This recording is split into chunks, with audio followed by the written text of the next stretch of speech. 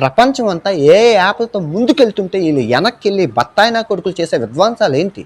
లంకలోనికి వెళ్లిపోయిన ఇంద్రజిత్తు మళ్లీ యజ్ఞం ప్రారంభించాడు. విభీషణుడు రామలక్ష్మణులతో యజ్ఞం మధ్యలోనే అతన్ని చంపాలి, లేకుంటే అతన్ని మీరు చంపలేరు అంటాడు. మునులు యజ్ఞాలు చేస్తుంటే రాక్షసులు అడ్డుపడుతున్నారని రాముడు చంపాడు. ఇప్పుడు ఇంద్రజిత్తు యజ్ఞం చేస్తుంటే ఆ యజ్ఞాన్ని మధ్యలోనే ఆపేయడానికి రాముడు ప్రయత్నిస్తున్నాడు. రాముడికి రాక్షసుడికి తేడా ఏముంది? యుద్ధరంగంలో లేనివాడితో యుద్ధం చెయ్యొచ్చా? ఇది ఏ విధంగా ధర్మం చెప్పండ్రా? లక్ష్మణుడు యుద్ధానికి రావడంతో ఇంద్రజిత్తు మధ్యలోనే యజ్ఞాన్ని వదిలి యుద్ధానికి బయలుదేరతాడు. హనుమంతుడి భుజంపై లక్ష్మణుడు కూర్చొని యుద్ధం ప్రారంభించాడు. ఇంద్రజిత్తుతో లక్ష్మణుడు ఇక నీ పని అయిపోయింది అంటాడు. అంతలోనే ఇంద్రజిత్తు వేసిన బాణాలకి లక్ష్మణుని ఒళ్లంతా రక్తసిక్తమైపోయింది. లక్ష్మణుడు వేసిన బాణాలు ఇంద్రజిత్తుకు తగిలాయి. 7 బాణాలు లక్ష్మణుడికి, 10 బాణాలు హనుమకి. సరిపోయింది. హీరో విలన్ కొట్టుకుని కమెడీని చంపేసినట్టు నా మీద పడతారేంటి? 100 బాణాలు విభీషణుడికి ఇంద్రజిత్తు వేశాడు. ఇంకా 1000 బాణాలతో వాళ్లను కొట్టాడట. దానితో లక్ష్మణుడి కవచం పగిలిపోయిందట. ఇద్దరూ విపరీతంగా బాణాలు వేసుకుని రక్తాలు కార్చుకుంటున్నారు. వాళ్ళ బాణాలు ఆకాశమంతా కప్పేసి ఆ ప్రాంతమంతా చీకటిగా అయిపోయిందట. ఒకరికి ఒకరు కనిపించలేదట. అసలు సిసలైన సొల్లురాయిది. ఇద్దరి రక్తం కాలవలు కట్టిందట.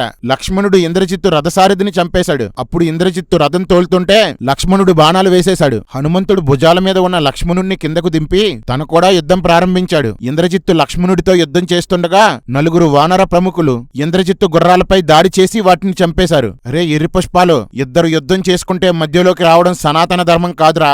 యుద్ధంలో ఓడిపోతామనే భయంతో ధర్మం తప్పుతారా? ధర్మం తప్పిన వానరుల్ని ఇప్పుడు దేవుళ్ళుగా పూజిస్తారా? మీ సున్నాతన ధర్మంలో మీతో సహా అందరూ ధర్మం ధర్మం అనడమే గాని ఎవ్వడూ దాన్ని పాటించడరా. మీరు మీ దేవుళ్లే పాటించని ధర్మం మాకెందుకురా పిచ్చికొక్కల్లారా? ఈ దరిద్రం మాకు అక్కర్లేదు. అలాంటి పరిస్థితుల్లో కూడా ఇంద్రజిత్తు రథాన్ని దిగి లక్ష్మణునితో యుద్ధం చేయడానికి పరిగెత్తుకొని వస్తాడు. ఇదిరా హీరోయిజం అంటే. నాన్న పందులే గుంపుగా వస్తాయి, సింహం సింగిల్ గా వస్తుంది.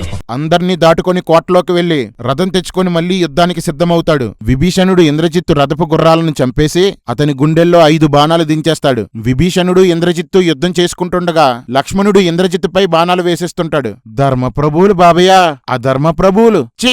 ఇక్కడ ఇంత సీరియస్ గా యుద్ధం జరుగుతుంటే లక్ష్మణుడు మంచి జోకేస్తాడు. ఓ బాణమా, శ్రీరాముడు నిజంగా పరాక్రమంలో సాటిలేనివాడే అయితే ఇంద్రజిత్తుని చంపు అంటాడు.